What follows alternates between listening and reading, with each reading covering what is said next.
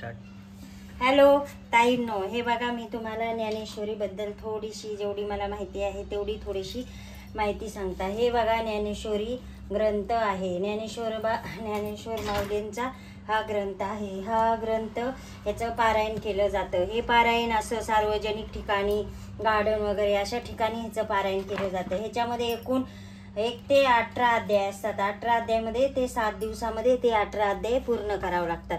ते मग 7 दिवसाचे भरपूर अशा बाया असतात। हे बघा 18वा अध्याय, एकूण असे पहिला अध्याय, पहिल्या अध्यायापासून 18व्या अध्यायापर्यंत ही ज्ञानेश्वरी 7 दिवसात पूर्ण करावं लागते। असं की म्हणजे पहिल्या दिवशी एक अध्याय, एका दिवशी 3 अध्याय करायचे, दुसऱ्या दिवशी 2, त्याच्यानंतर 2, असे करून हे पारायण एकूण 7 दिवसामध्ये पूर्ण करावं लागतं। हे आपण घरी पण करू शकतो आणि असं सार्वजनिक ठिकाणी केलं तर खूपच छान। ज्ञानेश्वरी वाचल्यामुळे आपल्याला ज्ञान तर भेटतंच, पण आपल्याला योग्य ते असं म्हणजे छान। मला तर खूप ह्या ज्ञानेश्वरीमुळे भरपूर अनुभव आलेले आहेत।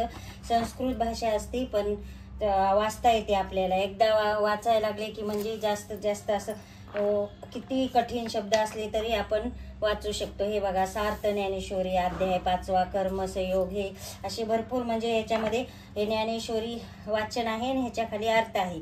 फक्त हे वाचन करायचं, अर्थ नाही वाचायचे। सगळ्यात पहिले ज्ञानेश्वरी सुरुवात करताना पसायदान सुरुवात करायची आणि रोजचे तुम्ही पारायण सुरुवात करू शकता। आपल्याला समजा 7 दिवसात शक्य नसेल तर आपण रोजचे 1 पान 2 पान असे पण आपण वाचू शकतो। आणि काय त्यांची लईच भक्ती, लई श्रद्धा असन अशा भरपूर काय ताई असतात, काय जेंट्स लोक पण असतात की ते काय करतात, अशा प्रकारची एक वही भेटते। त्या वहीमध्ये जय माऊलींचा असा फोटो असतो आणि मध्ये वळी असतात। ह्या वळीमध्ये आपण समजा आयुष्यात येऊन काय करायचं तर आपण ह्याचं जीवनाचं आपल्या सार्थक करायचं तर असन तर हे आपण ज्ञानेश्वरीचे एक ह्या रोजच्या 5 वळी लिहून अख्खा पूर्ण 1 ते 18 ज्ञानेश्वरीच्या अध्यायी आपण त्या वहीमध्ये लिहू शकतो।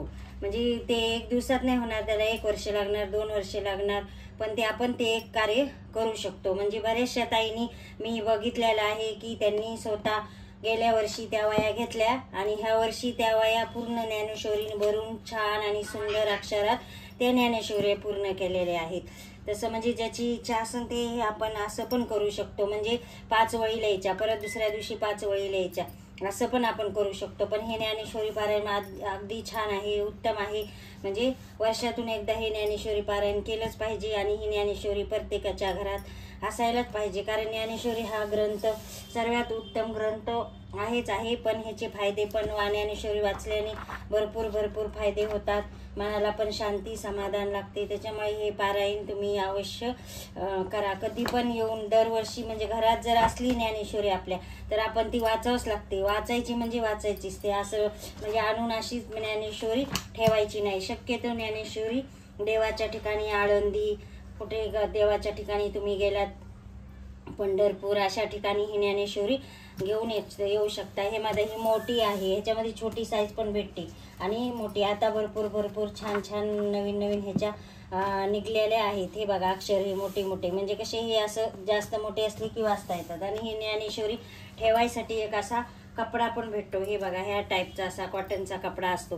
हे असा कपडा, ह्या प्रकारचा कपडा घ्यायचा आणि ह्याच्यामध्ये ही ज्ञानेश्वरी अशी ठेवायची आणि ह्याच्यासाठी आपण स्टँड पण वापरू शकतो।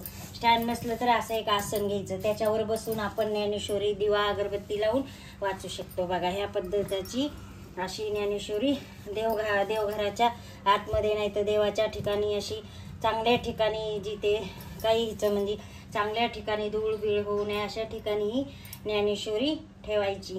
तेच ज्ञानेश्वरीबद्दल जेवढं माहिती होतं तेवढं सांगितलं। लाईक करा, शेअर करा।